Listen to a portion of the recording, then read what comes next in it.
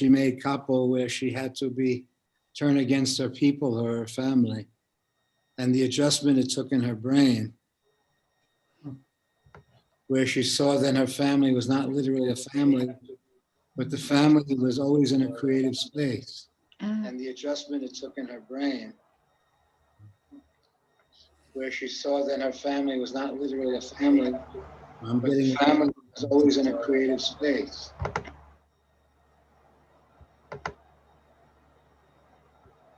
Is it, shall I speak further, or what do you say, Catherine?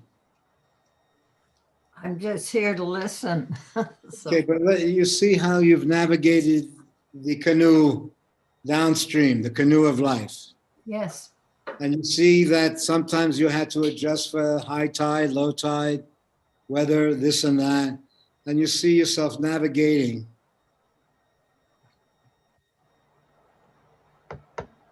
And that there is a central you, but at times that the central you has such an experience that it melts into the circumstance. So where the circumstance, if you fall in love, we'll say, then somehow it melts into another persona and yourself. And then the survival of that expression then takes a form.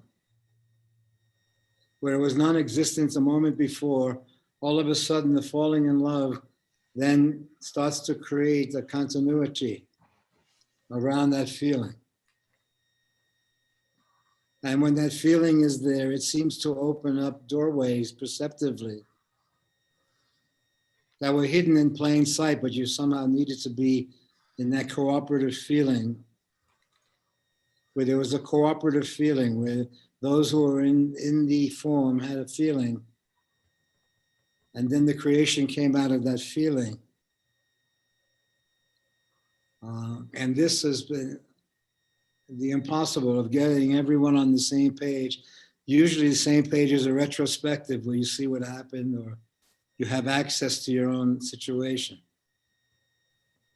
But let's say that you see then that the navigation of your life shifts when there is a feeling shared. And the feeling shared opens up possibilities that were thoughts beforehand, but become realities when the feeling is there. So in retrospect, you see what appears to be a very magical existence, in fact, and based on accidents and creative moments, in fact, had a grid in it, hidden from the person. But they were experiencing, seemingly waiting for you. Now, I've been watching some of these Israeli shows on the Orthodox Jews there, Stissel and others, but what it came to mind was where the energy flowed through the story, what God wants. And then you have people who saying, well, God wants this and God wants that, and then they have a construct around it. So so their theory was that somehow the couple had to have as many babies as possible, 8 preferably. And that somehow they had a whole Talmudic reference to what will happen to people who are committed to having 8 babies. You understand? The intrigues that would happen, the fears, the losses, the ups and downs. So somehow they had a biblical thing that God wants you to do this and don't worry about it or something. So they had somehow an inner workings where they would say, give the poor schmo a break. He has to have 8 babies. Could you imagine having 8 babies? How you would have to lie and sneak and do all this, and how could you keep the lovemaking going? So they would explain things to you like this was God saying, don't worry, we know what's going on. When we have ordered you to have 8 babies, we know the problems you're going to have. For the last 1,000 years, they've been having these problems. So they talk to you as if you're kind of with them, give the guy a break and this and that. He's going through this, she's going through that.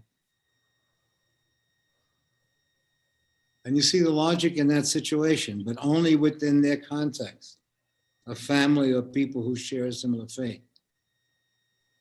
So let's say you're in the neighborhood and you pick up on what that is. And then I also saw last week where they sold a sanctuary here. That was the Catholic Church has to pay retribution for something that it did here years ago. So they were selling a sanctuary. But the sanctuary was a place where priests went and people of faith went to be, it's within a circumstance. But it was known that it was going to happen, that there was a percentage of people who see then the celibacy somewhat or natural, where they had a love affair with God, but others who had to swear to that still had bodily processes that then sent them into secret situations. And that would be, if you looked at it, was naive situation of babies and children and stupid, and not even sexual honesty anywhere at all. Just a flirtation and a this and a that. But you saw where the sexuality was somehow blamed historically. And somehow it had to be organized, the sexual element in there. Towards a continuum. But always organized. But somehow there was a force that ran through the story. That for centuries, any reading, you see that however high the person became biblically, there was always some goofy love affair that shifted the course of the universe. A Cleopatra, this or that, or something where no matter what power these people assumed in abstraction to a larger population, they were subject, when you came down to a personal visit in their life, you see they were as schmoey as anybody else. And you could even imagine a conversation between Jesus and Mary Magdalene. If it was a normal conversation that happened in Pennsylvania, we'll say, or in Texas, between two young people. And they say, maybe we can do a thing, maybe we can, and they say, no, I can't, I have to do this with God. And they say, okay. And you see that story where somehow there's a commitment to a story. And there's an attraction that has a premise of being a thing unto itself, not part of the continuum, but a relationship that opens up a side doorway where the relationship itself is an exploration. And from that feeling, you look at your prior organized behavior from a different place. But you also see that many of the organized behaviors try to deny you that experience. They arrange your marriage, they arrange your circumstance towards the continuity. And you see, even in social structures, there's a breaking of the patterns to some degree with more intermarriage and attractions. But you also see that there was a grid of continuity within each framework. Oh, hi there, Derek. Hey, Danny. So I can't explain that. Can you, Catherine? Oh, she left. This whole stream of consciousness to some degree, where we were seeing, okay, somehow you access the thread that goes through your life. And then you see the different forms and shapes and circumstance you're in. All of them believable, but in retrospect, you have access to your teenage years, to your young years, and you see how somehow there was a context that you were in. Do you see that if you entered into your 20s now, Derek, you stepped all of a sudden back into your teenage years, that you would somehow be cooler about it? Yeah, I guess I would. Right. Yeah. But then wouldn't that ruin the experiences? Let's say the experiences were not historical experiences, but feeling dopey, feeling sad, feeling ashamed, feeling happy, having a whole keyboard of experiences where you wouldn't be satisfied with just hitting one key all the time. So let's say that it's in the pursuit of a singular continuity that one somehow represses the creative act, because the creative act presumes itself to be free to explore. But the literal act doesn't have the freedom to explore. It has a job, it has a this, it has a persona, it's maintaining. And then it becomes real, to be a mother, to be a father, to be a this or be that. But from the theater of it, before it happens, you see it was more of a creative act than a literal act. And as the creative idea that you may have about the form literalizes into actually raising and it not being laid out,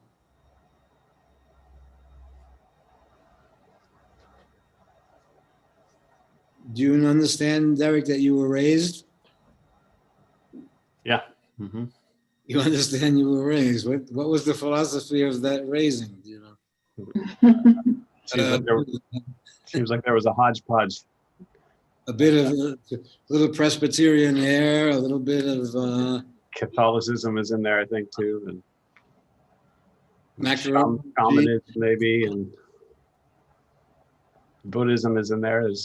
I mean, if we talk about raising all the way up to now, maybe. So what do you make of it all? Yeah. You see that basically when it has the comfort of that conversation, where it's flowing, where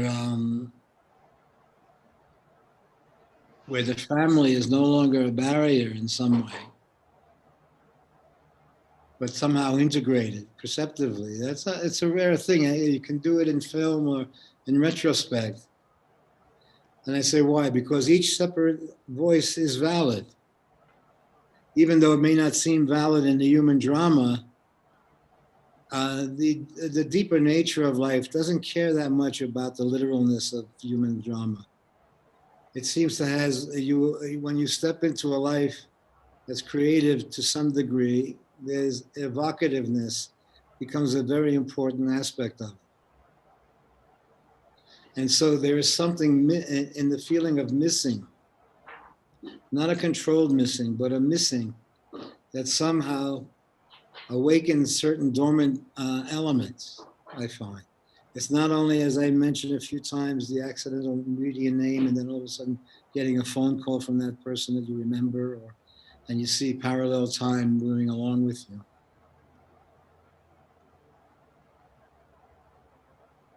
But it is in the perspective of seeing the world with 1/4 of an inch away, not only as we say, wishful thinking and other thinking, but that you're literate. You are there. You are there for the app happening. So you understand literal existence, its premises, you understand lyrical existence, and you also understand when a kind of creative feeling then meets a literal expression. You know that the literal expression you won't be able to do with a straight face very long. It's only for a moment of freedom or intelligence. It's not to be party to its continuity. I hope that makes sense. That it was a movie you were in. It's not you. It does reflect some elements of you. So let's say somehow you've re-met your parents as people.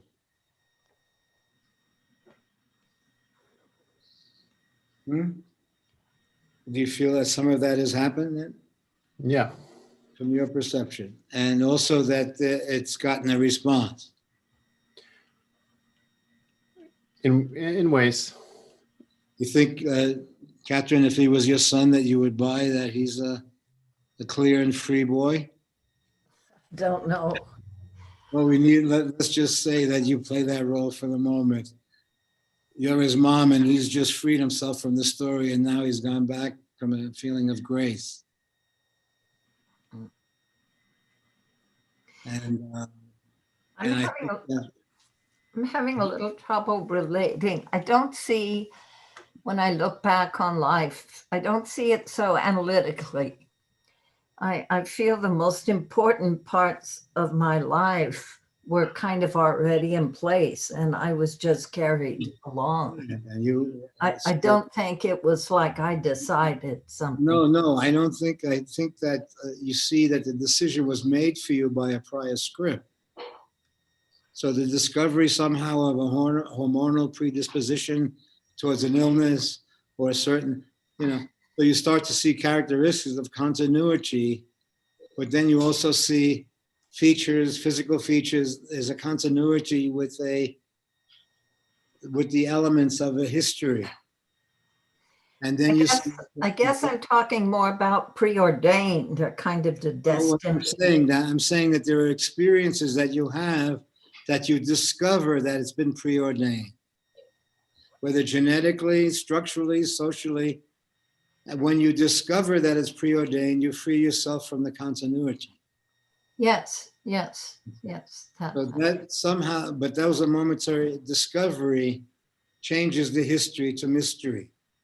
It's as if you were living with George Washington and his family. And George yelled at you and gave you a hard time. And then years later, you read how he's a hero or he's Jesus. Well, let's say you were living across the street from Jesus and they yelled at you there. And then you read 2,000 years later that they're God. So you have the literal story and you have the evocative story. So let's say you see something and it releases the history. You feel what it was like to be there. And so let's say you meet your grandparents or your parents in a different place. You read their book or you read something about them. Then you say, holy shit, I never met that in them. I always met a tough old lady. And then all of a sudden you discover that the tough old lady had a life like you did in some way. And also that was so you start to meet the being and you see the story was a cover up to some degree. But when you discover something, it's different than knowing it. Discovering it changes the plane. Mm-hmm. And I feel that when you give humanhood to the people in the story with you, perceptively, there is, I think, a part of your own brain that awakens. We'll call it an empathetic for your own journey. You see that the empathy that awakens was essential to the journey. Because the empathy releases the story from one's possessive. You see that the possessive of the story continued it. But the perception of the story awakens you to other dimensions of your life than the one who owns the life, that the story is yours. Yes. You meet an element in yourself, and then you meet yourself. And when that happens, there is some awakening in this literal self, where it's no longer around surviving, but there are certain feelings creatively when you experience that. There are certain feelings that allow you to melt into another story without the history, but just with the feelings. As long as that there is a feeling shared in a circumstance, you have access into the literal story that you're in. If that feeling is not shared, then the literal story starts to become actually what's happening. But when there is a feeling that brings you into a literal story, there is you are bringing a creative motion to a literal story.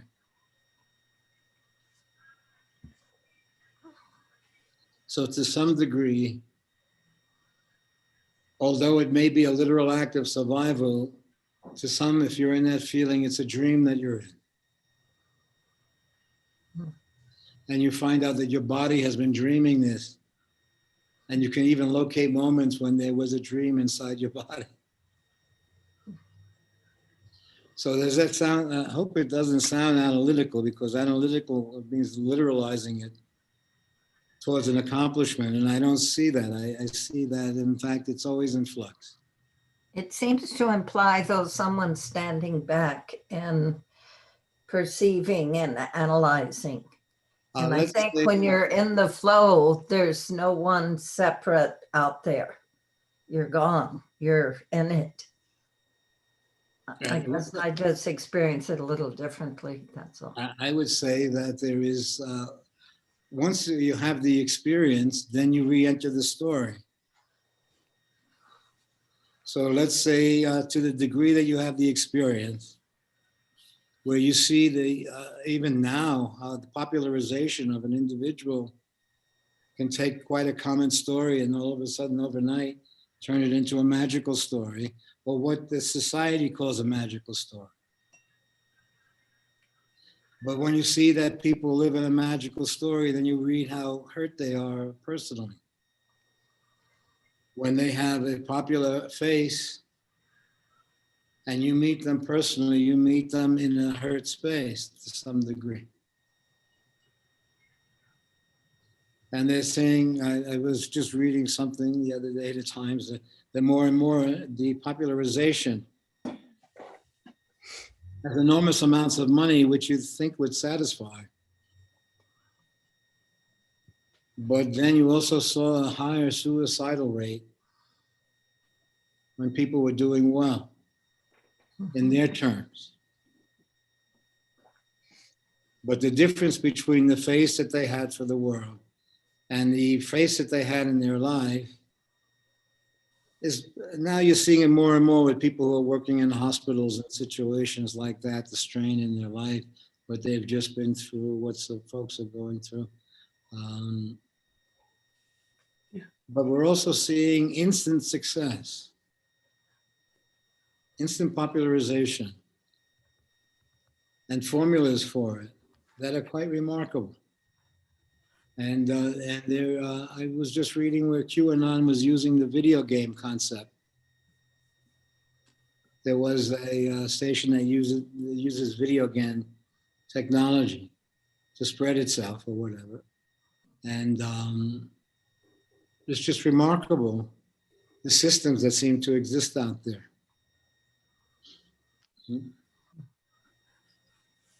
So I would say again, analysis, creative analysis would be what? First comes the release and the discovery. A discovery that there has always been another dimension parallel to you in the story. That the people in it were people with lives and circumstances of their own, and dreams and hidden elements that are discovered in time. And in the discovery, there's an aha moment. But in the aha moment, there is no longer a karmic quotient of continuity. You see, it's more dharmic time. Is that weird? We're talking about something called lucid dreaming, aren't we? Lucid dreaming being a valid creative spot that people try to attain by taking mushrooms or taking this or taking that, or trying this or that, but coming from a space that is so not self-driven. So the atmosphere, supposedly in trying these things, is to create a creative atmosphere within oneself that will be revelatory.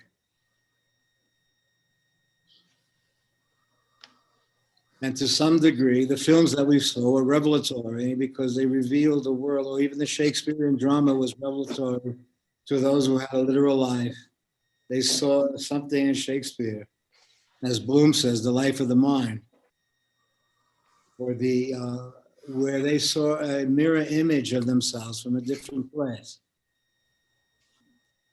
And it wasn't around the continuity, it was around the suppression and the hurts and what goes on in continuity. And when those hurts happen and those pressures happens in order to afford the continuity, you see there's a moment waiting in time that seeing a film allowed you to understand to some degree, that there's a moment in time waiting.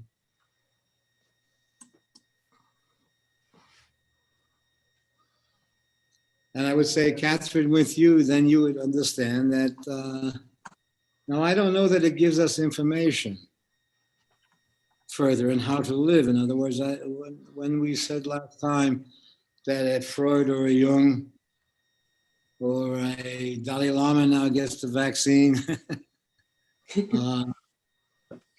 let's say you find out they have a life. And so then you find out that people who may be living in a magical sphere,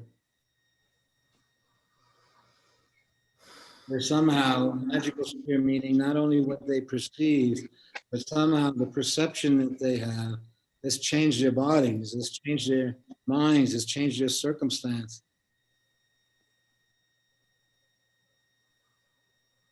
And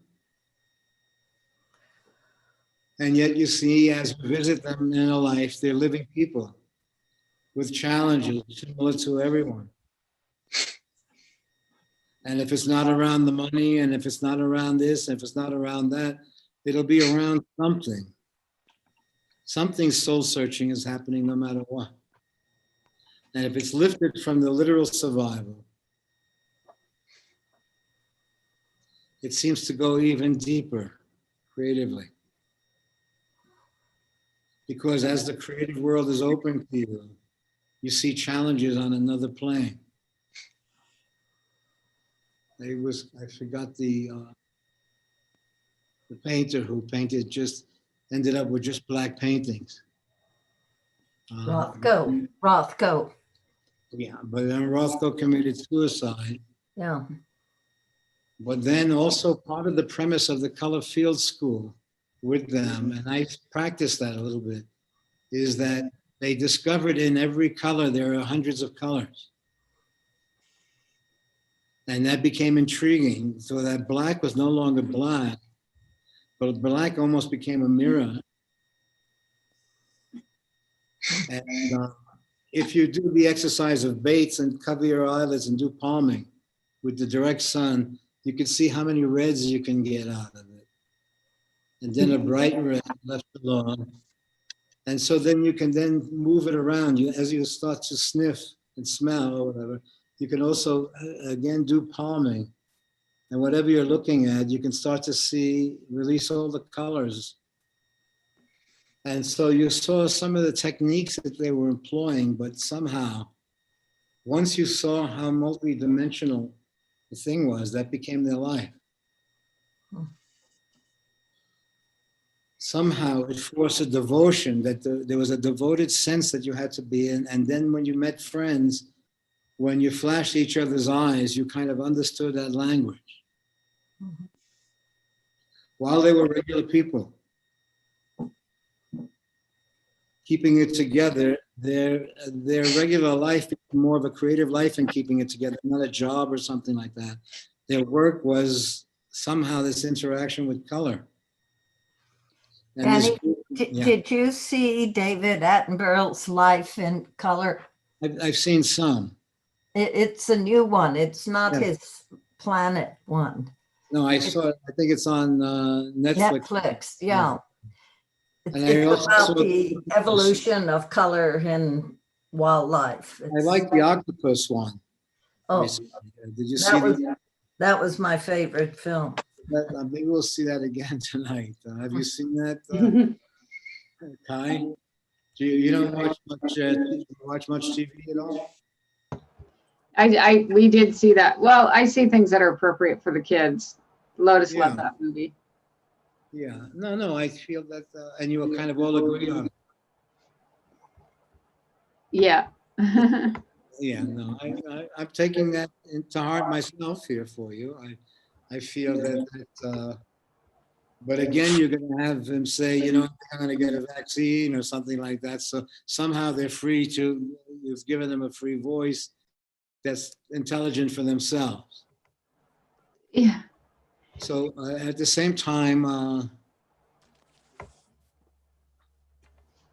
you want the job. It's creatively remarkable, I feel, what you're doing. Navigate and, but again, it does come from a consciousness. And I don't know that it's school book consciousness, although it doesn't exclude school book consciousness. But it's not defined by logic. So somehow you have experienced that you could be free, but somehow you would have to interrupt something that you're deeply doing. I feel that those challenges come to us. And so I feel that even comes to you in a dumb way with a vaccine. You know, where there was a kind of life lived in a kind of natural way as much as possible and whatever. And then you see the logic. And then when the logic becomes democratic in nature, and they get behind it. But then so in our own way, we have inertia where it happens. So I'm talking about that we don't, where it's neither pursuit nor avoidance, but you're navigating around that. But you see how it literalizes avoidance, and you see how it literalizes the doer and the don'ter, think that that's the only world that you live in, when it's a highly nuanced, creative world that we live in. Those are small things about do and don't. Mhm. But they occupy the literalness of the social framework, the do and the don't. But you kind of understand, however daffy it sounds to the collective, there is a relationship to some kind of truth or energy in yourself that's not literal. And it goes with that adage there that Shiva and Shakti, when they said, well, what about celibacy? And he says, I make love when I'm in love. That the body doesn't work. Yeah. And that then they asked her, Shakti, and she said that because each time is new. Her virginity was in newness, that there was a truth in the act.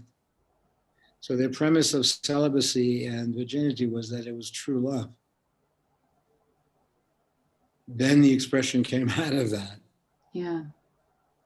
But the feeling opened up the doorway of a shared life. So I only have the perceptive sense for the moment, Catherine,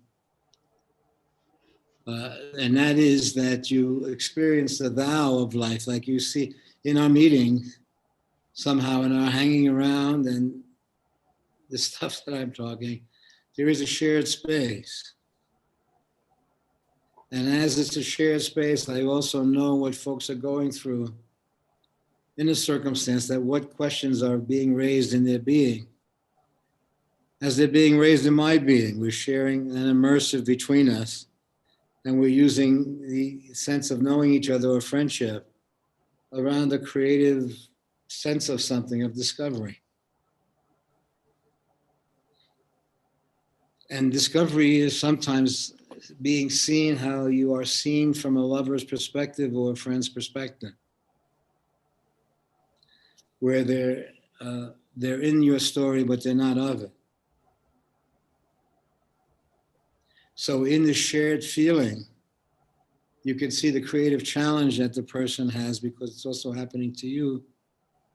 And it's not to do away with the circumstance, but from the relationship of friendship, you can see that the story is not a possessive. And you see the possessive actually spares you from the full experience of what happened. Because you see, when a loved one dies, you die also. So there is a hurt or this or happens or that allows you to come back.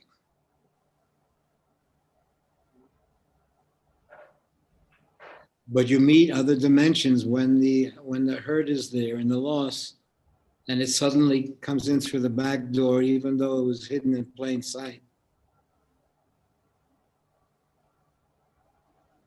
But it sends you to a place that was always there, and one always feared, and one was always navigating around. But when the news comes, it's always news. Even though you knew, see how many tangibles, somehow you have the experience. And the experience, before it's captured again in the logical story, is that when you experience it, you experience a death experience also. Now, death experience is not as we know, literalizing death, but what we fear. And you see the things that you inherently fear in this life. When they happen, especially in a death experience, when a child dies or this or that of ours, it sends us to that place. Then there may be a re-literalization of the self, but in that you visit a place that is parallel. And that really is the relationship that you then see in certain connections. There is a place waiting that gets past your defenses. And it's inherently in the story.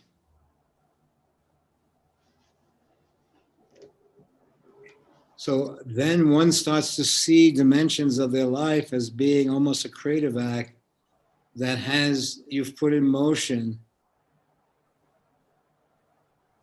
I kid around, I say, look, let's say one could pass away now.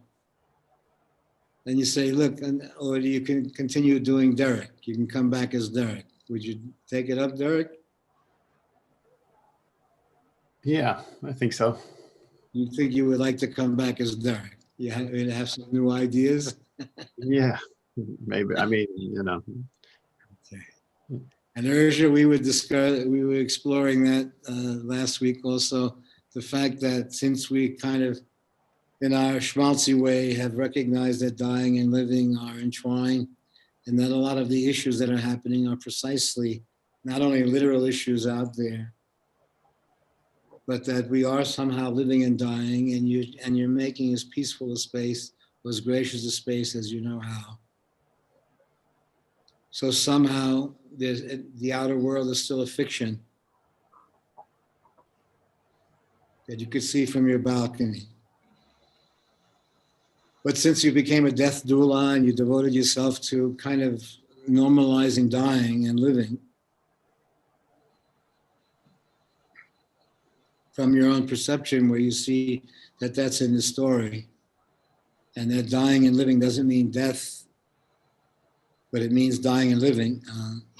But you also see elements of dying and living and not having the rent money when it's due, and what's going to happen to you and this and that. So you see that dying and living was always in the story in some way, where there were certain issues that started to represent dying if you couldn't do it.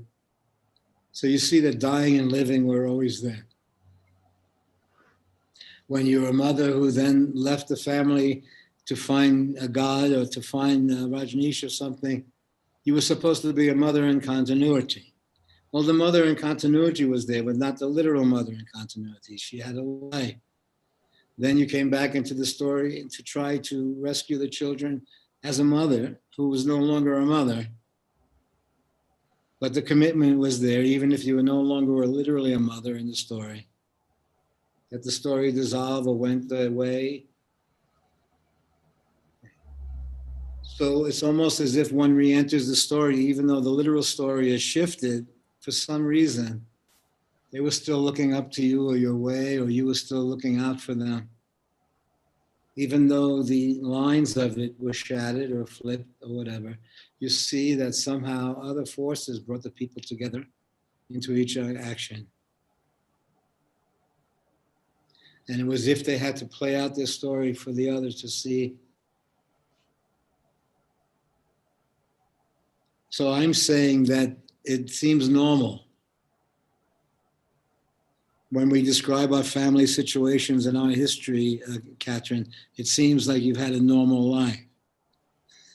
Okay.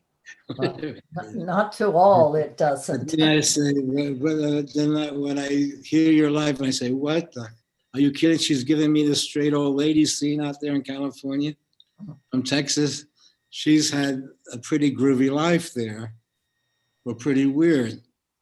And yet she's always talking straight shit. You vote for Hillary, don't do this, get vaccinated. And I said, just like her mom would always say, or something. And yet somehow, who is this other character? So I'll call you Rita Hayworth, okay? Rita Hayworth is now telling you to get vaccinated and to vote for Hillary. And I say, Rita Hayworth? You understand, Catherine? So somehow I'm compelled to the creative view also. And then the logical view of us being geezers surviving in a circumstance. But as we become less relevant in the literal circumstance, I see it gives you perspective. Because the doer isn't, then the doer starts to cease to be as important. The seer may ask the doer to do something, but the seer is coming from has a different palette. You may create an atmosphere, you may do this. So the doer isn't the predominant in terms of literal expression. It is an atmosphere that is created, which I think exists for us anyway. All of us here have had our own expression. All of us, I come from a social security number and this and that. All of us, so we're literally identities in the world.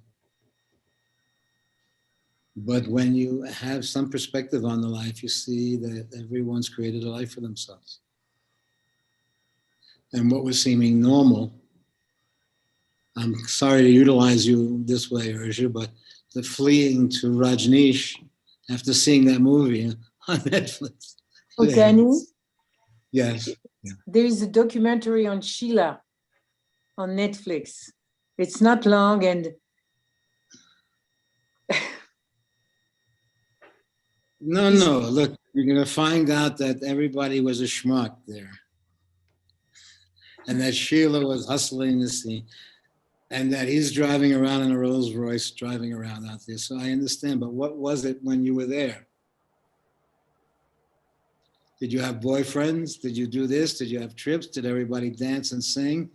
Did you? So we worked hard. We worked hard. If you see how they produced the movie,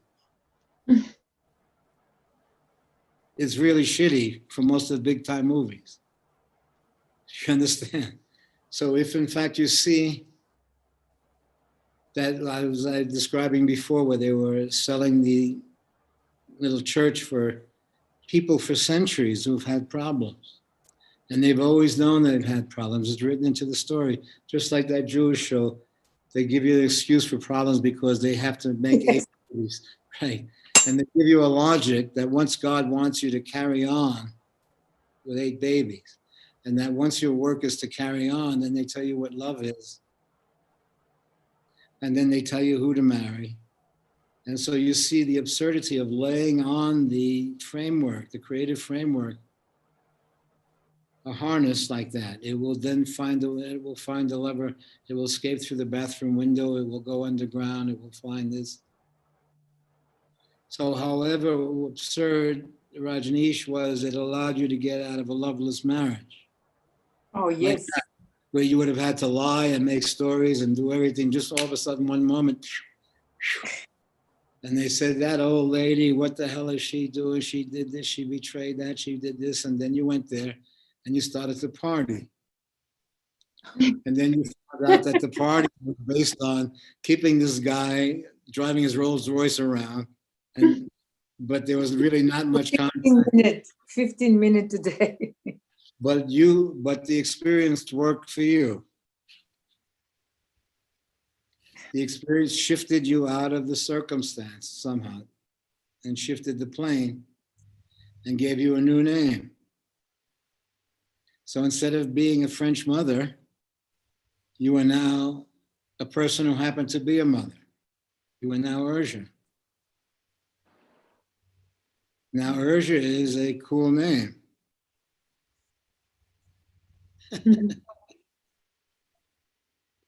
But the other, what was the other name again? Nicole. Nicole is a married woman.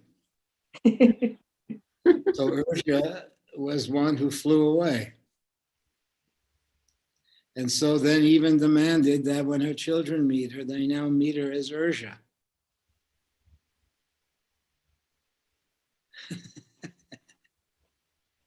And you find out that they also ran away in their own way. So you gave, somehow as a byproduct, you gave career moves to your kids.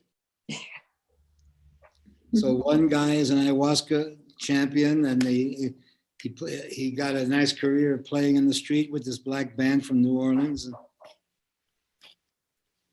So he made a life.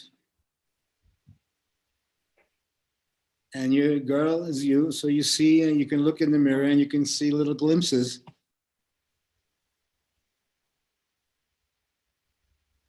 What do you say? Is that okay? So then I see, then Kai is providing a life. And it's not so logical a life. It is more that you have feelings or you come from a certain place. And they say, what's so weird? I said, your mother is Urja, man. She's not Nicole. It's weird to have a mother named by Rajneesh called Urja. You have a weird life now. It seems like a weird life, but it's not a real life. It's not a work-oriented life that way, like literal work. It's work if you feel like it or if it speaks to you or as a creative act. It's like you made a movie of you having a job. Yes. So there's a different feeling if you have a job in the movie than if you have a job in your life. You try to attain those feelings that you would have in a movie with the job, because you would look wholehearted in the movie with the job that you had. But then you know in real literal job situations, it would be very hard to be wholehearted that way. Because in the movie, the survival element is not the mainstay. Right. The creative one is. But in the literal life, you see the survival element takes over and it starts to diminish its capacity to see the creative. It's only in retrospect that it locates it again. So somehow the mystery is hidden in plain sight, but in the literalization of your story, the mystery is missed. There's an element that enters into you as the mystery becomes, so now we may organize the mystery into a religious thing, and we try to again organize. Where what we saw as a religious thing was energies that were floating, that were flitting, that would enter the story and leave the story.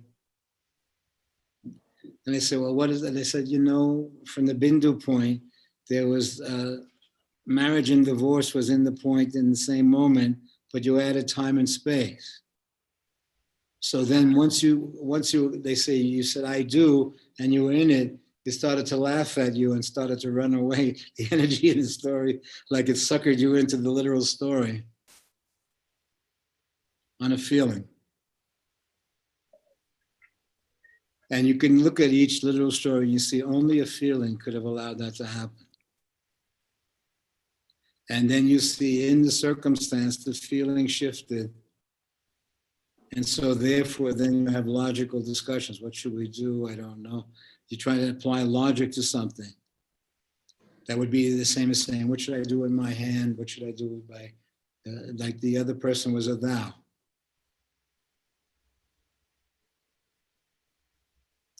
So I say the journey from the non-possessive, and you see it was always a non-possessive, but from the non-possessive, you see you experience the depth of it all.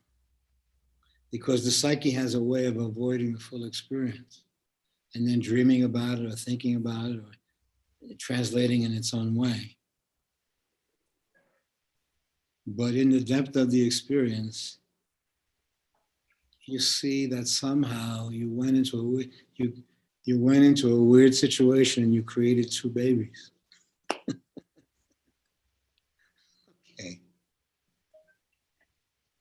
and that somehow you had to be free.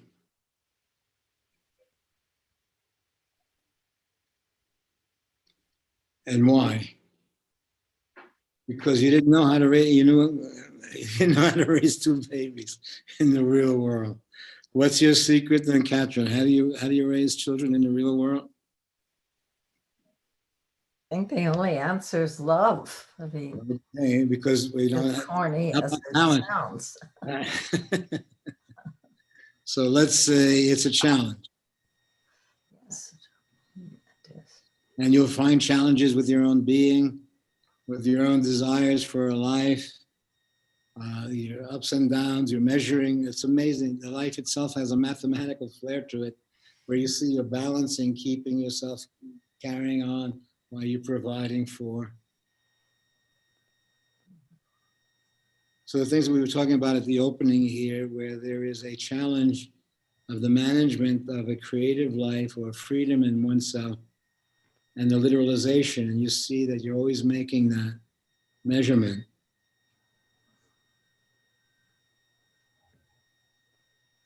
But you also see that all of life is missing what would look like a 5-minute heartfelt conversation. So there are aha moments hidden in the story. But then you smack yourself in the head and you say, my daughter died here. And I grab her when she came here. And I really, with a straight face, we went along her ordering Thai food when she went to the hospital. And being so sure of herself and ordering them around. Why could I just grab her in a headlock? Tell me why, Catherine. Why couldn't I just grab her in the headlock and say, look, girl. Maybe I could do that for 5 minutes with a straight face. So somehow their life is their life to some degree, isn't it? They're free. They're certain, coming out of you or coming out of a situation with us, we know they're free to have certain experience. And then to discover that she had a following of her own and a dynamic life of her own. The mystery and the history are coincidental. But you see, from the mystery's perspective into the history, the doer isn't so prominent. Because however goofy that looked to me, I saw it to be remarkably that she was going to do what she was going to do. And that she had a life of her own to live. And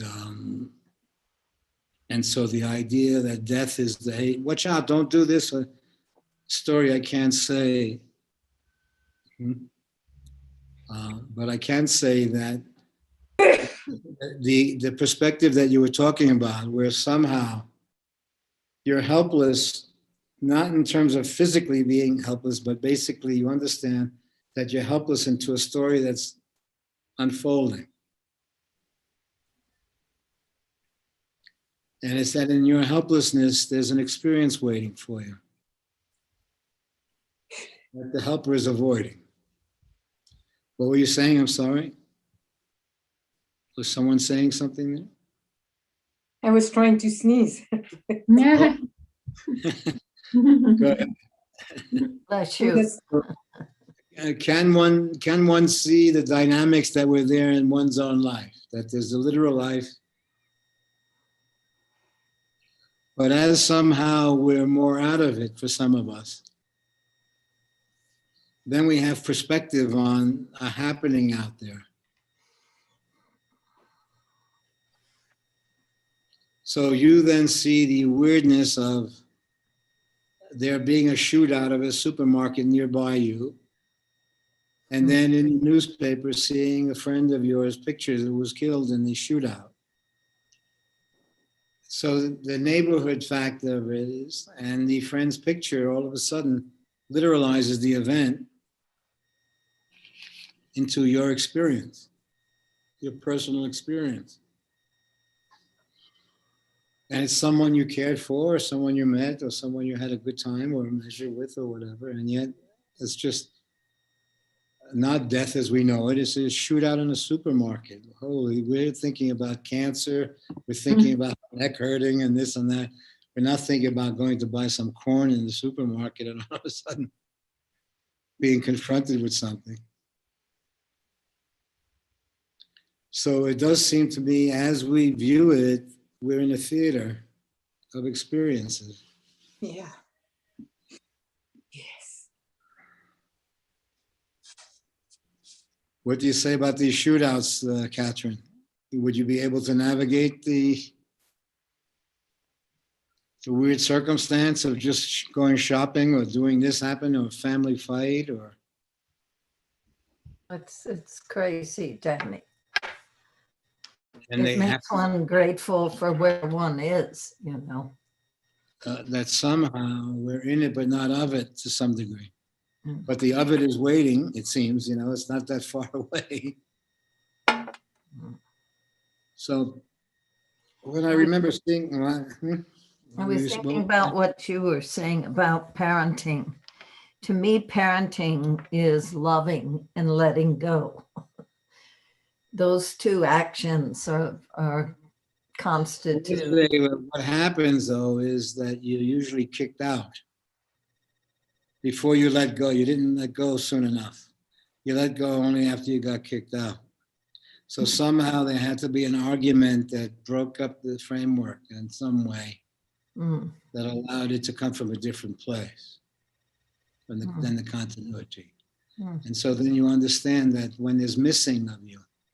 And so I would say that for all of us, grandchildren would be the medium that had a direct connection, and yet the history and the mystery was there. The mystery was direct connection. But you see, the history wouldn't allow the mystery to take place, so we tutored against it because of the hurt. You saw hurt as a possessive. So then you also understood that there was a moment, possibly, just a slight whisper, hey, mommy. There's a hey, mommy moment, maybe waiting, you know, in the shtick.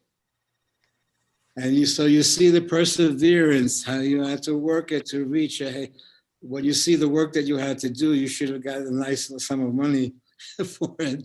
But basically, you see the work that you had to engineer to get a hey baby, a truthful hey baby going in the situation. You worked your culo off. It wasn't just given to you by Christian faith or something like that. You had to surrender, you had to look the other way, you had to figure out, you had to re-engineer yourself. And I'm seeing it here to some extent with Janet and her grandchildren, and where there's a direct, where they came here unmasked and, you know, and they protected the space, or they did their thing. And it was nice that we were able to have a schmaltzy getting the shots, which allowed Janet not to have to be a sneak or hider. She's free to do her thing. And there is a kind of respect, creative respect that's taking place. So, and I got shot yesterday. Which shot did you get, Danny? I got a Pfizer. Good. That's the best, And, I think. Yeah. And I got it on the left arm yesterday. And the old woman, well, it was the same older woman that gave it to Mary. She was a sweetheart. I had to goof with her again with it, but I didn't feel anything. It hurts. Is that the first one or the second? No, it's the second one. So it does hurt. Yeah. But, and I see my body managing, you know, as I introduced again, the responses to it. I'm seeing my body working with it, you know, and to see even what exercises I should do, or should the body be overworked with it. So I'm seeing a thing going down, but also I also see we're buying time. Yep. So Urja and me and others, we're kind of buying another year, this or that. Sure, I'll try this. So we're kind of more in it, but not of it. Yeah. And I feel that you succeeded in making a direct connection to the grandchildren. So you're free to go or hang out if you wish, because you'll be remembered in an affectionate way. So I feel even more so, if you depart, you may even be more remembered, in the kids' eyes. So let's say that the life, in fact, I feel is pretty much a creative act now. Time is one aspect of it, but it's more creative time. I feel that somehow you succeeded in a very challenging way creatively, where you had to weigh this and weigh that without knowing it too much. So I see it happens in aloneness, but I've been observing you to some degree as each person, not in terms of literalness, but I see what each person goes through, and I go through.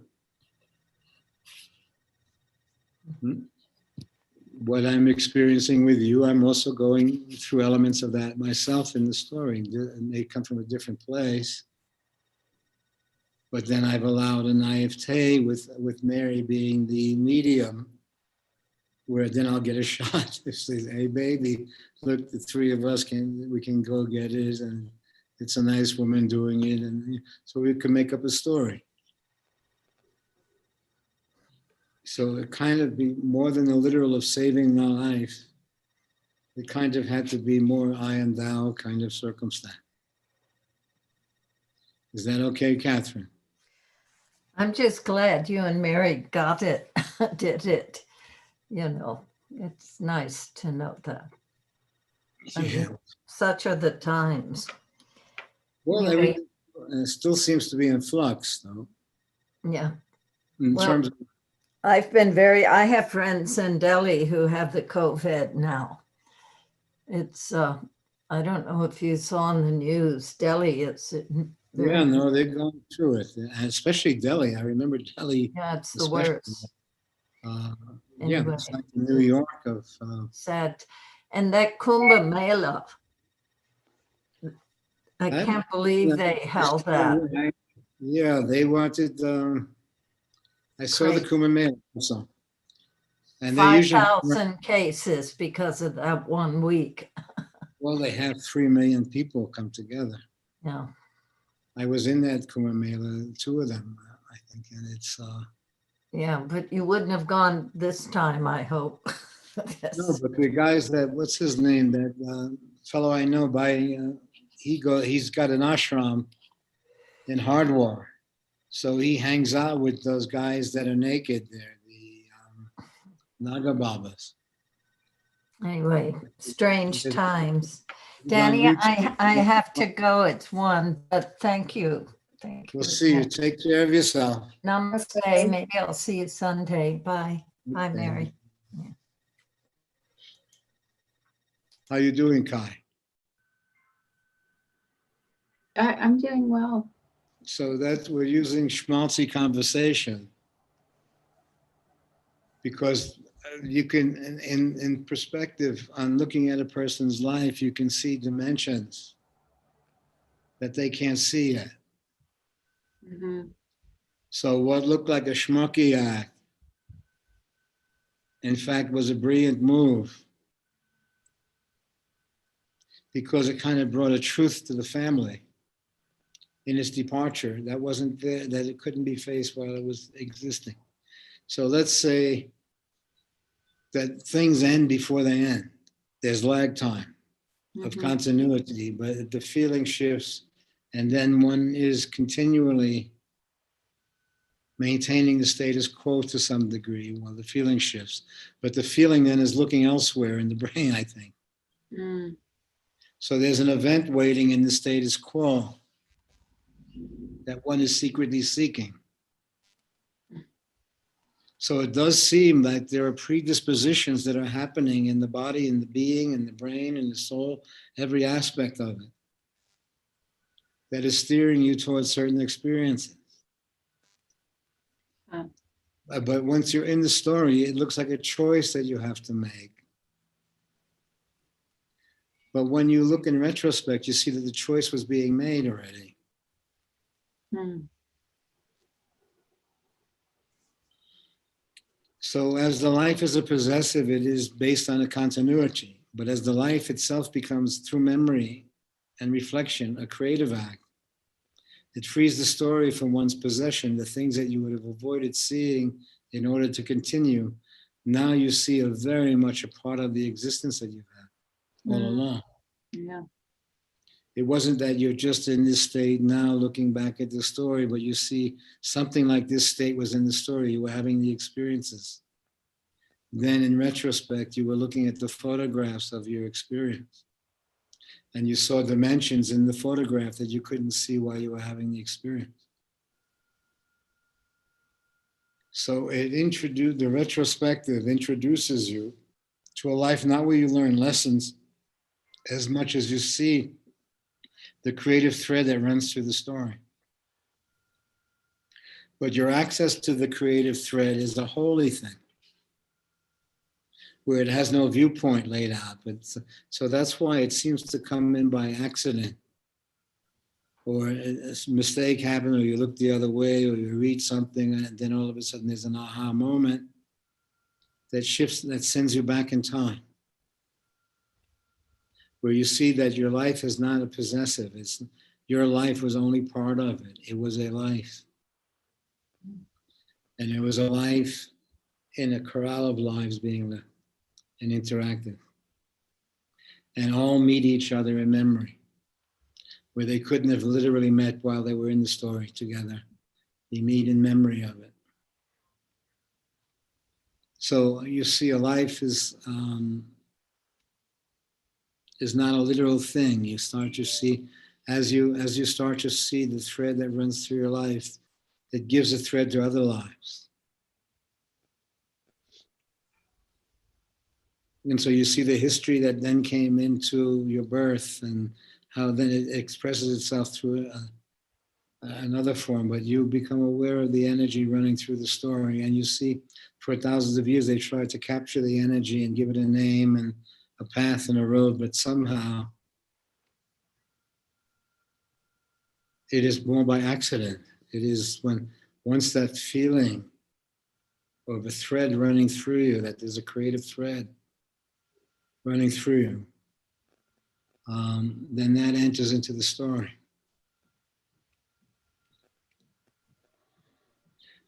Is anyone else on but us, or? Someone was on for a minute named Oprah. Oh, nice. Is she gone? Yeah, I think so.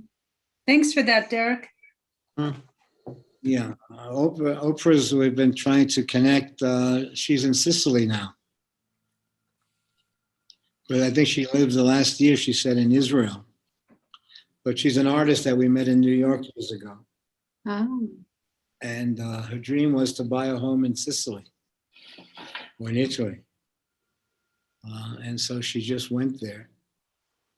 And she felt that nobody wants to get vaccinated there either, in the village that she's in. But no one speaks to each other also. Or maybe so what she thought maybe was magical, maybe this virus is changing things, get it more inbuilt or whatever. So she's on and off? Yeah, maybe she'll come back. I don't know. Okay, We have let's some see. people on YouTube. Jimmy Diaz is on, and Britt. Britt said, can you have a show or conversation where everyone tells their stories of what led them to meet Danny and his teachings? Yeah, that should be pretty weird. Because I've, for the last 50 years now, I've been living in communities that were just created by our traveling or stopping and meeting with friends, and all of a sudden a community would start to develop around that.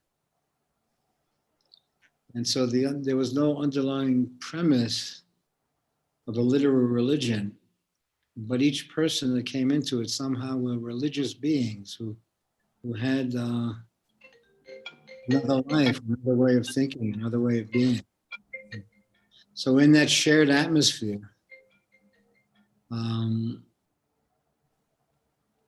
boy, oh boy, I'm thinking of 50 years now of so many people in so many places all over the world And everyone took a piece of the feeling that we shared into their own lives. So the premise of the philosophy was that somehow perception freed the story. So we use the maxiom that somehow in reading about your mother's diary, you discovered a woman you never met. So then you discover what everyone else knew, that she was a woman who happened to be your mother. But from your perspective, she was a mother who happened to be a woman. So you see, from your perspective, you would punish her if you discovered that she was a woman. She would have to be a sneak to be a woman, to go out to see a movie, or to have a boyfriend or something like that. Something you would take normally for yourself. You see, if you found your mother doing that, then you, what the hell? But then to discover in retrospect that they had a life is to discover also a parallel existence. While you were living in a literal existence of being a child and having a parent and having this as if it was all literal, you then discovered people who had feelings of their own, hopes of their own that they had to keep hidden. And so somehow you saw the religion was different than the religious feeling. The religion forced you to suppress your life. And in the suppression, it made what was normal, your quest for love, your desire to be with, they made that into a flaw that had to be trained into the continuity, and you needed help for the continuity.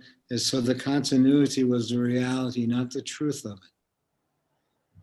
So at the same time that one was repressed into the continuity, there was an aspect of oneself that was looking for an experience, that was waiting in time. So in these discoveries, you see almost what would be considered a dreamlike dimension being existing. But you see, it wasn't dreamlike at all. It had dream aspects of it, because to enter into that aspect, somehow it wasn't around continuity. It wasn't around making a buck. It wasn't around doing this or that. It was creatively seeing a whole other dimension to the life. But once you saw that the parents were doing parents, and there were people who were doing parents, that any stranger could have met them and discovered that and known that there were people doing parents. And you discover them, what everyone else knew. The discovery of it changes the dynamic of the story. Because then you give them peoplehood. The story is not literal. You see that you come more from a mystery than a history. It's captured in the history, and while it's in the history, it continues. And you could see a life of continuity in retrospect. But one moment frees it. So you see, the mind will usually react if you discover something about your parents where they were rats or they did something wrong. And you see, no, they were people. And when you see that they were people, you see almost even before you were born what the atmosphere was like, what they were going through. And you see what enters into your story. The perception changes time from karma to dharma. And that you see that somehow you understand what breakups were and what happened in retrospect. You see, when the feeling fell away, the molecular nature of the circumstance was shifting anyway. So you're experiencing it literally when it's happening on many levels. So it looks at it sometimes almost as if the reason for the meeting was for a baby. There was a baby waiting in the story before the meeting. And that the baby was seeking out a partner. And you were the medium, And then when you discover the stuff, what they've done with food, where they've almost manufactured food for the population, where it's addictive, of sugar and all the stuff they put in there, that it's really an addiction. So they stuff themselves with it, and they have to get to it. And you see then that once that's inherently in the body, it's like really like heroin or something. You see, once there is an addiction, there is always a kind of dual life being lived.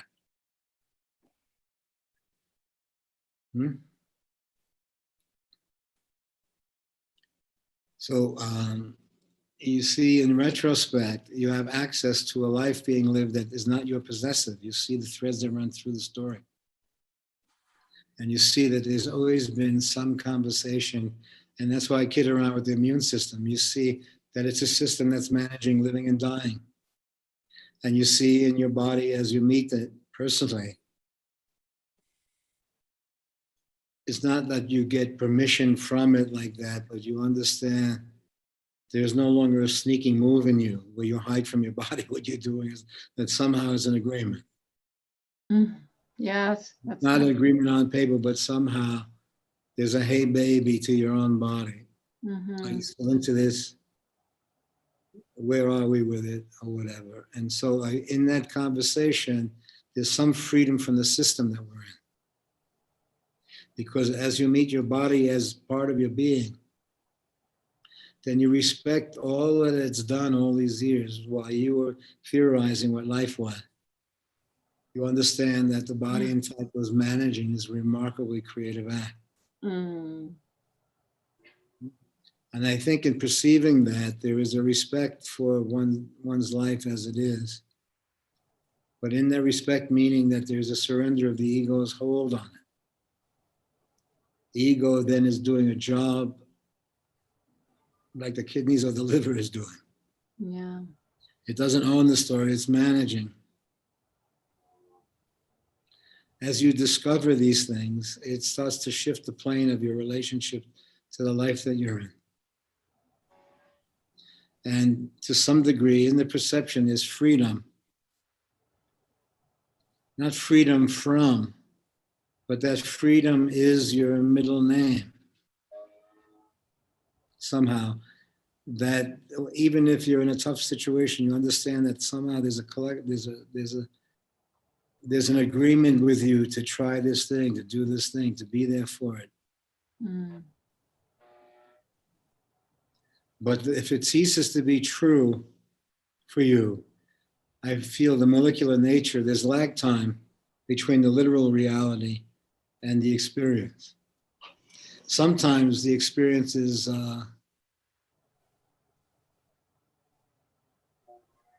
happens in a moment where you see something and it's finished. Just And by, literally, physically it's finished. where there's an agreement with the mind, body, being somehow. And I think when one sees that deeply and it's finished, the continuity, then it is also seeable from others. They see a different energy in the story. You don't have to explain it any longer. It's obvious. What you have to explain is why you're continuing. Oh, that's Just like I said, why will I get the shot there and not shot? I'm not attracted to it. I'm not running from it. I see the story that's out there. But for me, I'm an old geezer who's in it, but not of it. But my of itness is Mary's saying, hey, baby, or something that brings me into a literal reality that I may or may not go into on my own. And I say, why? Because that feeling then brings me into having that feeling when I'm the person who's putting the needle in my arm, we have a conversation. So I'm sharing that feeling with them around the energy, and they're exploring something. So, so to me, it's still a further interaction with the person in a very intimate way. So then Mary brings me into the literal story, but then we meet a friend or a circumstance or a situation in the literal story. And we say, boy, how many people have you given how many thousand people have you given this shot to? And she's explaining the history and the past and the weirdness of it. And so then we kind of have a shared moment in the story that's in it, but not of it so much. But in order to meet the person in that place, you had to then share in what they were doing.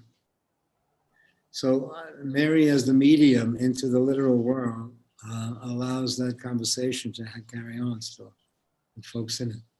So for me, it's almost by its very nature a creative act. And even making up a mundane day of what to see or what to eat or is that becomes part of its own creativity. As long as there is this feeling. And now Segway has come back into the earth, and they say he left me $20 and a bottle of pot over there for some reason. I don't know why. But then so I had, it was also a nice conversation with him and his coming back and what the circumstance was, and that there was a level of trust that was just naturally happening between the people. And so it was kind of coming from a different place. So it was a very nice conversation that happened. And so we'll see if it goes anywhere.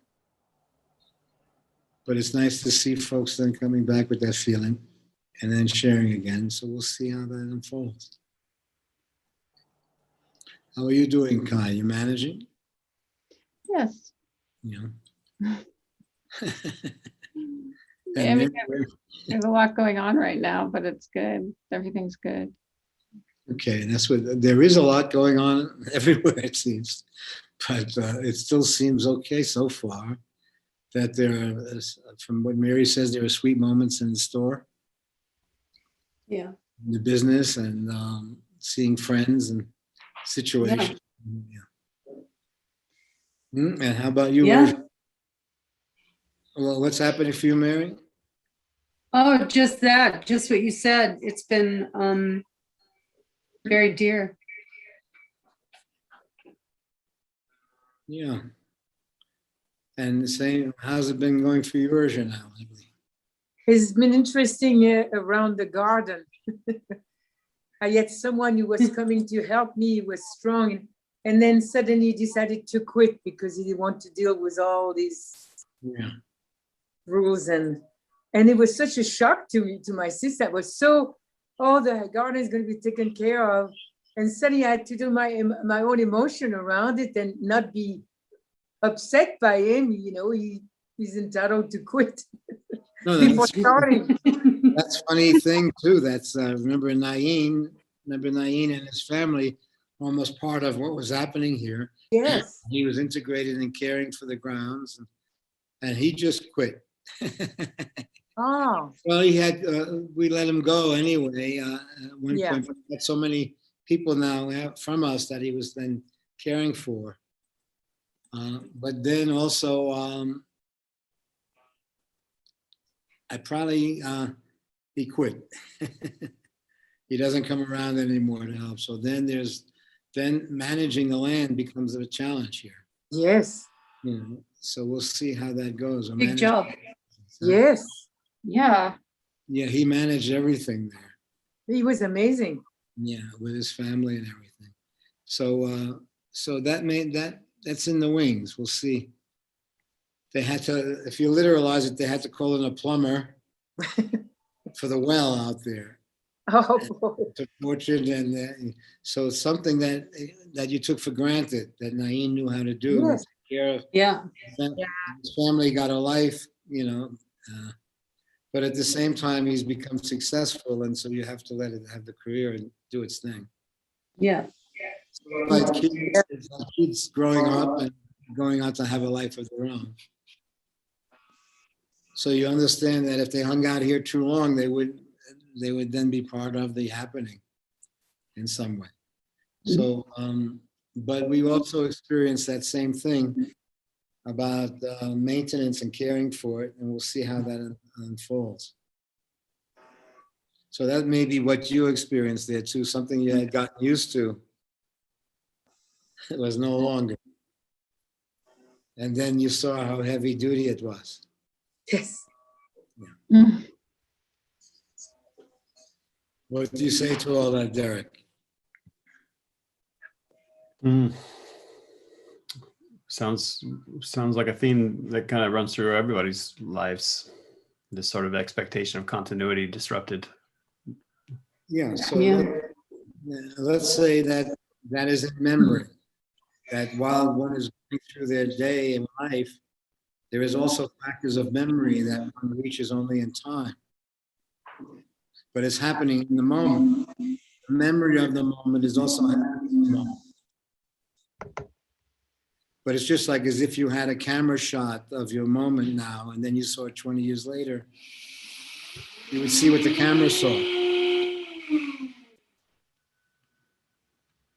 So even though you're a participant in the life that you're living, much of it is hidden in plain sight. And it doesn't even have to be a deep mystery. But much in retrospect, you see that what you see in time is in the room with you. Now, as you become less active, you start to become acquainted, not to force or anything, but as you're less active, then the day that you're in starts to take on a different dimension.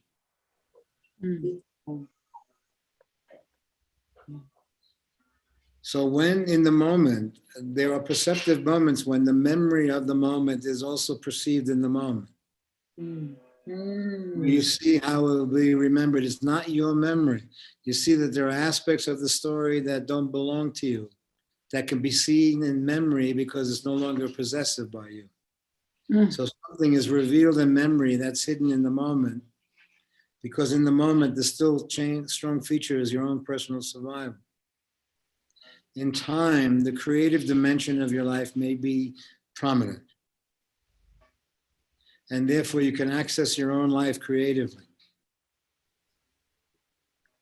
Because you then see things that were kind of hidden in plain sight in retrospect. So each of us have a story, as the question asked. And the normalization of the story is that one was born and is surviving and navigating, and they were born in this country and that place for this situation. But in retrospect, you see more of a movie than a literalization. And as I say, as you meet your parents as people, as human beings, and as you see that in fact you were in a play, you were in a theater, there was a dialogue going on that you reach in memory. When you reach it in memory, the life becomes a creative act more than a literal, your life.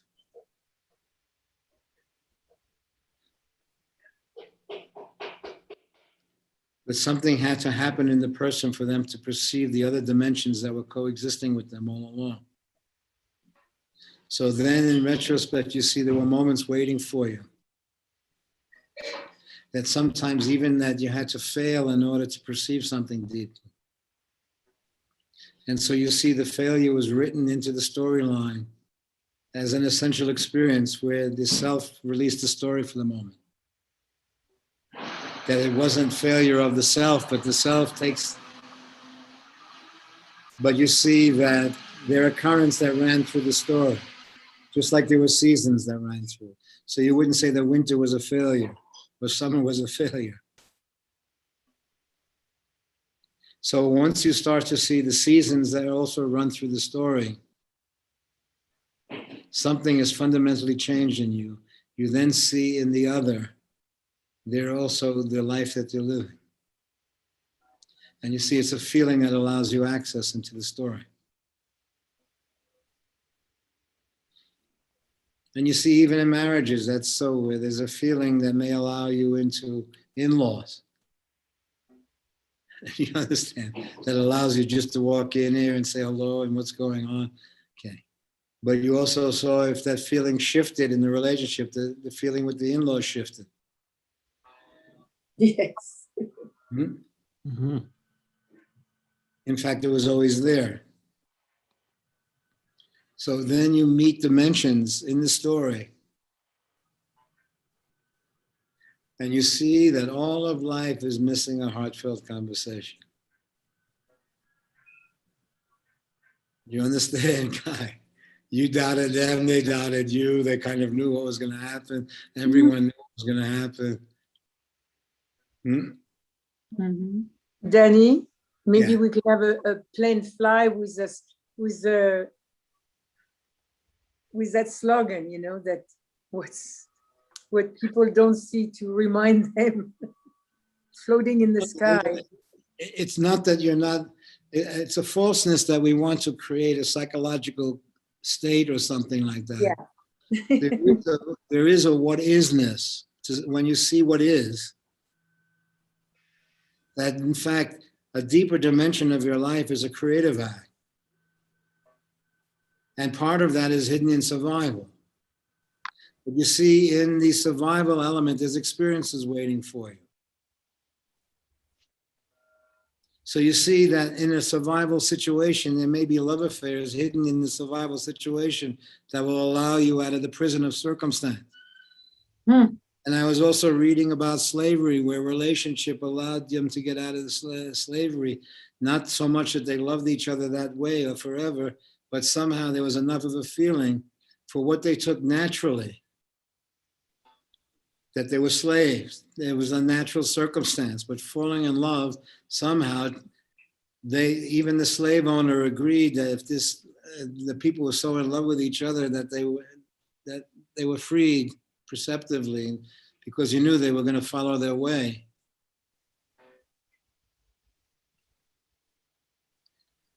So you understand that somehow, from the perspective of retrospect and missing, it's not you running into the story, changing it anymore.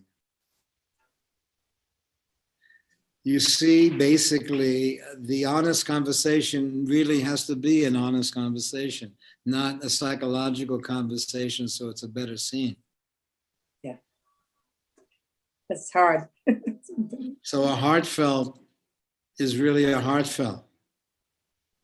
It's not you doing heartfelt for the moment, but a heartfelt is actually changing the molecular nature of the situation. And so when we call it an honest conversation, it happens sometimes with families if some tragedy is about to happen and they have a conversation about the tragedy and where it is and what, there may be a kind of honesty about a dimension that they're managing that is hidden from the children. But usually it comes into the children's face like that because their continuity is being, it's not so much a psychological act of the honest conversation. You see that the honest conversation is avoided. It's not that you can't have it, it's that it's avoided. And so then you see even in the, if they say, look about the gun laws or about this, they say, look, man, why are we depending on the guys 200 years ago to write a law about something when it was, they didn't have cars and planes and guns and stuff like that. So you have a different atmosphere. It needs an honest conversation about where we're at. You know, they say,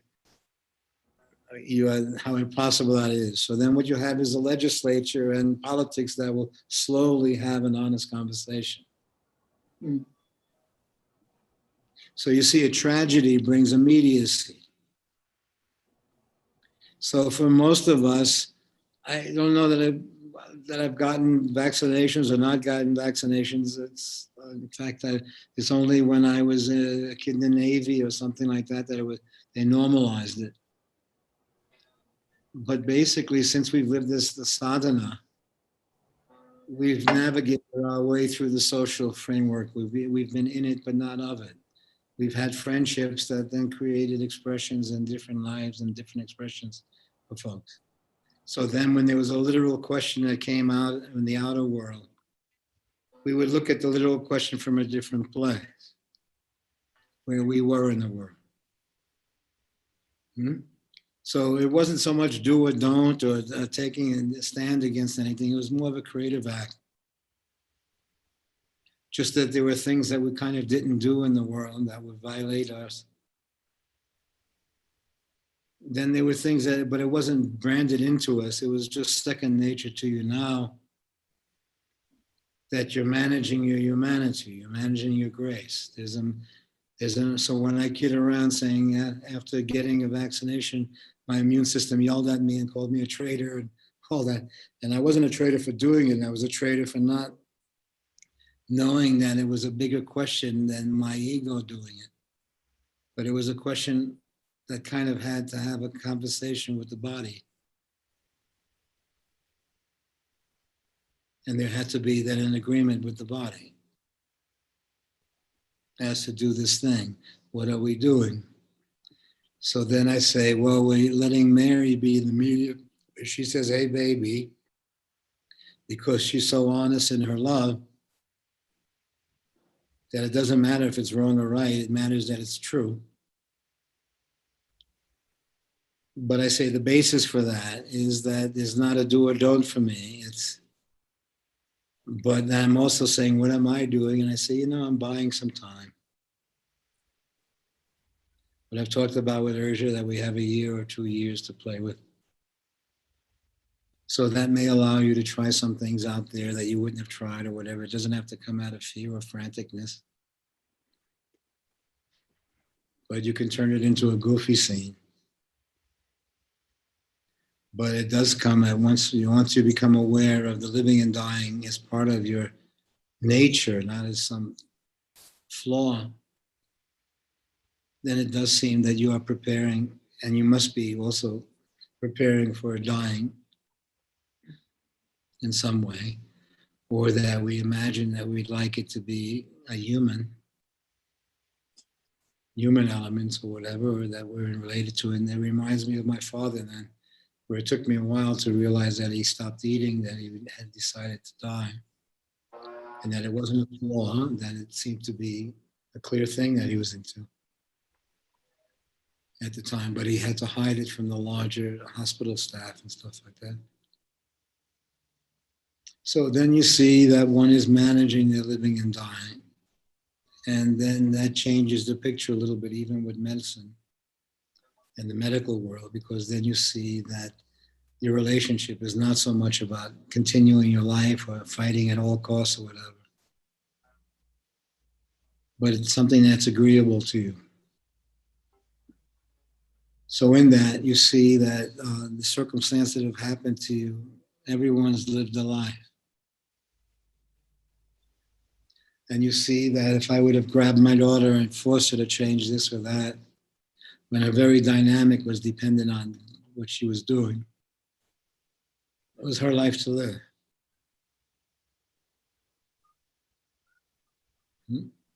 It's your life to live. And I think then once that is perceived, then there is an awakening of an I and thou component. It's like the children are a thou. So it's something you see you're caring for something. So you see then your life has become more of a creative act. And you're also caring for your life as it is now. You're keeping it human.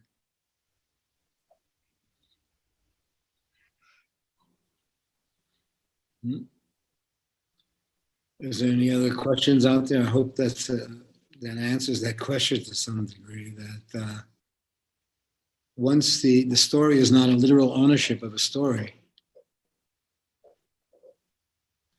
but the story is more like you see, the story is not you.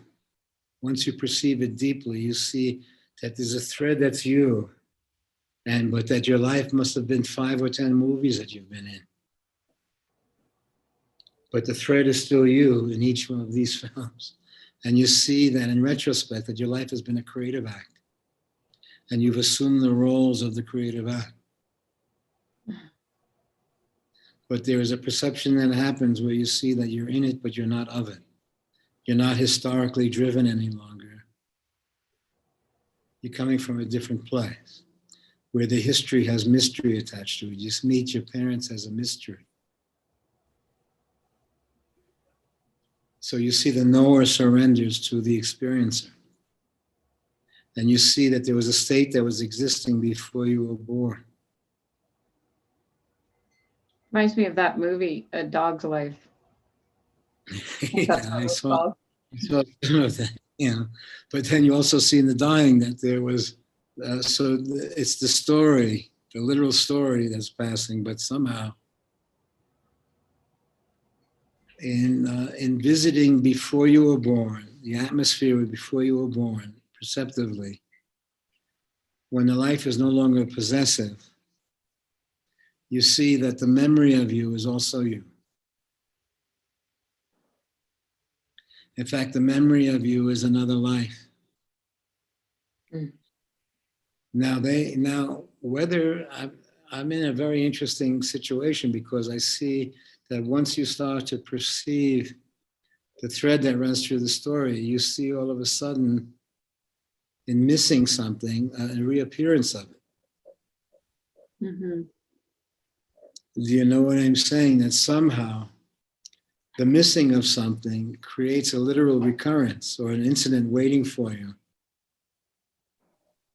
And so you start to see that there's not that much difference from non-existence and existence. And that's why, like a thought can make a movie, Mm. or a feeling could make an expression, or a feeling can make a baby. Mhm. So you start, then there's a literal baby that you're raising, but the feeling created the baby. Okay. And so you start to see the translation of feelings into literal. And so to some degree, you see your dream in the circumstance, or your fear, or your hopes. And so the life is not you per se, it is the theater of your existence that you have access to. But somehow it requires a quality in you to be able to see something, because it'll freak out without that quality. It'll blame them for being people. It'll do this, it'll do that. But once you realize that you're on a journey, even though all those things may be in the story, you see past that into, you see the sadhana in the story also, the journey. And you see that the people then in your life had to hide what was really happening for them. And so that appeared to be a flaw in retrospect. But you see then that the eye releases the story from its literalness. They were people who were doing parents, their version of parents. And in perceiving that, one sees the theater of one's own life. That there's always been a parallel life hidden in plain sight. That everyone in the family had feelings and a hidden life of their own.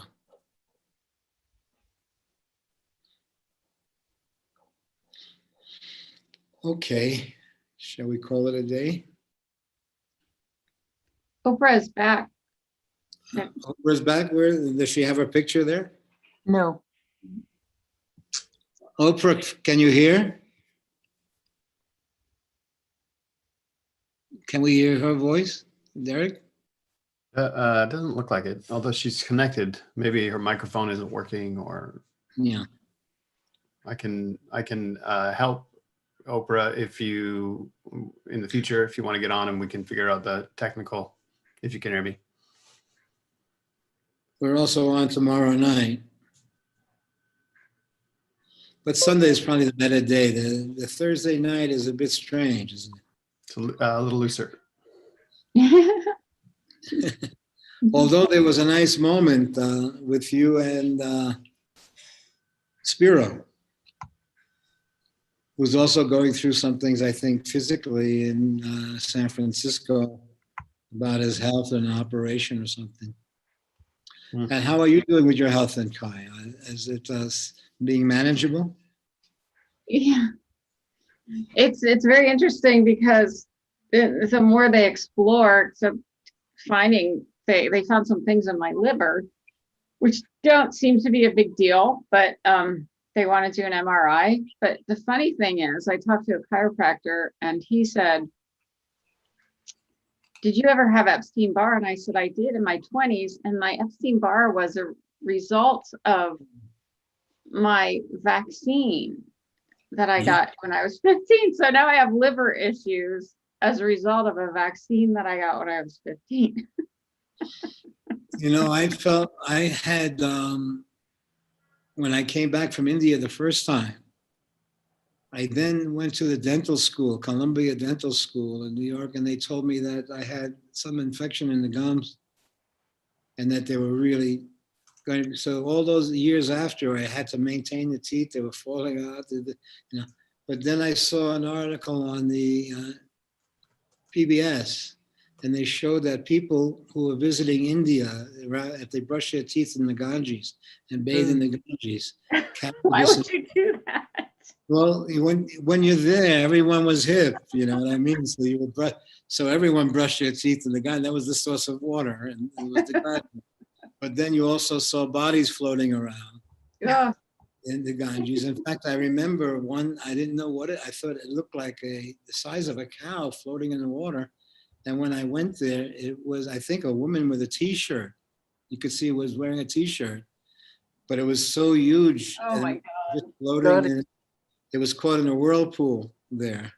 Wow. And I almost drowned once, and because I don't swim that well, and I dived under, and I was caught in an undertow. Ooh. So the Ganges is a real mysterious place. It has rushing waters in it, you know. They send logs down it, and men riding on the logs, and some people ride on buffalo skins. Also, they ride down the thing, but also they sacrifice they leave their babies on the shore. So it's a kind of holy water to them. And so that holy water atmosphere allowed you to look the other way when you saw shit going into the water or you saw dead bodies floating around. And the Indians at that time didn't use soap very much. They would kid around. If they did use soap, they created foam and they laughed and did all that. So it wasn't, so you brush your teeth, even when washing your hands or washing your feet, it wasn't washing, it was just pouring water on, Mm. you know. So they didn't use soap so much to clean. They may add oils sometimes to scent, Mm-hmm. but washing meant pouring water over your hands or something like that. But then I saw on that PBS show that there was an infection that happened to a large population of an early, it was an early affection that only happened in the high altitude of the Ganges, near the source. The source of the Ganges is remarkable. It's That like seems like that would be the purest, right? but the water comes rushing down. If you see Niagara Falls, you really see an epic thing, you know. Mhm. So the Ganges, as you go closer to the source, is epic. Wow. It's epic in the situation there, you know. And what do you think? But since they've kind of spiritualized it, you know, then you accepted it and you put it aside, and you put your own ideas aside so much that you were kind of more spiritual there. Mhm. That's why I'm saying if you then wake up and you realize it's kind of bullshit in some way for you. If you were growing up in it, you would seem it was normal. Mm. But you assumed it out of a certain attitude that was happening for you. So when the logic interfered with the dream, you then had a challenge in yourself because the people who were living the dream were born with that dream. But you were assuming that dream is yours. So if something happened to the dream, you were then confronted with the logic of your past. So everything would turn to being full of shit all of a sudden. And I remember doctor having a conversation with this other doctor, a fight, where the one doctor was talking about the germ theory and the basis of illness. And there was a nice article in the Times this week about making germs friendly again, making friends with the bacteria surrounding you and understanding how essential it was. So it was very nice. It was making friends with the bacteria. I see that the world that you really live in on that level. But then doctors said, you know, it was more kind of to intuition. So for us, it was, you could see if something is rotten, you could smell it if it's bad, you could, you know, so there was a kind of intuition, what you thought of as intuition, but was normal for you. If you smelled something that was, if the food was rotten, you smelled it. Or you can see how it looked, or, you know. So then doctor felt that it was more a question of aesthetics. Right. Then if you wanted to explain what was happening, you may literalize it. But then what happens for the people who literalize it, that they think that that's the only thing that's happening. But that the fact is that you see deeper and you see all things are dying while they're living. And that the shelf life that you've taken for granted with the fruit or the vegetables is an example of living and dying. Mm. And you see that in certain things that are killed, you preserve their length of time, that they're valid, but they're no longer living. So they have a shelf life of when they will die, unless you artificially step in. So then you see all things are living and dying, and that there was a kind of second nature to one at one point about living and dying, where you knew that when dying was in the picture, when living was in the picture, that's second nature to you now. And in reading that article about being able to smell out MS and Parkinson's disease and other like that, that somehow the smell has been, the smell feature in humanity has been kind of limited. But once it's awakened, you see how much of a dimension it plays in your life. So again, I'm doing that exercise where I'm kind of awakening all of that, the simultaneity of it. I'm walking around with the clubs. I'm watching this stuff grow and some of it die, and the dog's barking and the birds, so there's a medium that you step into that is much of the reality as a literal reality of coming into the situation here. So I feel I'm in that processes now, where dying doesn't necessarily mean death. It may mean death, but it does mean that I'm perceiving I'm no longer perceiving a life as such a possessive as my life. Mhm. And there's a release somewhat of the story. So if I may try something or eating something about something that we're all sharing when growing our own and this and that, it's not so much for extended life as is more of a deepening of the life. Yeah. Okay. Is there anyone else still on? Or? She said, I can hear, but it's a new computer and I can't find the cameras. I hear all of you, but I can't find my camera. Yeah, I've been So- chatting with her, and apparently her computer's not recognizing her camera, so it'll probably take a little bit of effort. So we're going to connect offline. Oh, did she hear any of this? She can hear, but she can't. Oh, that's good. Okay, Oprah, I'm thinking of you. Let's see if we can actually manifest it. But I'm thinking of, so some of what I just said may apply to you, and but all of us are kind of strangers in a strange land. And the Strangers in a Strange Land comes from a book about a boy. There was a spacecraft from Earth that went to Mars, Yeah. and the pilot and co-pilot had a baby, and the plane crashed, I think, and the baby survived and grew up on Mars. And I think 13 or 14, bar mitzvah year, or bas mitzvah year, I think 13 or 4 or confirmation in Catholic years, is that the boy then is discovered and brought back to Earth, but he doesn't think in the same literal way. He groks. The word is called grokking, but he sees time and space, the past, present, and future all in the moment. And so he comes from another place looking into the world. I think there was another movie made called, they may have been based on Mowgli, where Sabu, there was an old movie made where the boy was taken into the jungle and he grew up then with the wolves. So that was something similar in that, where he then had a different way of seeing. Thought wasn't the main medium.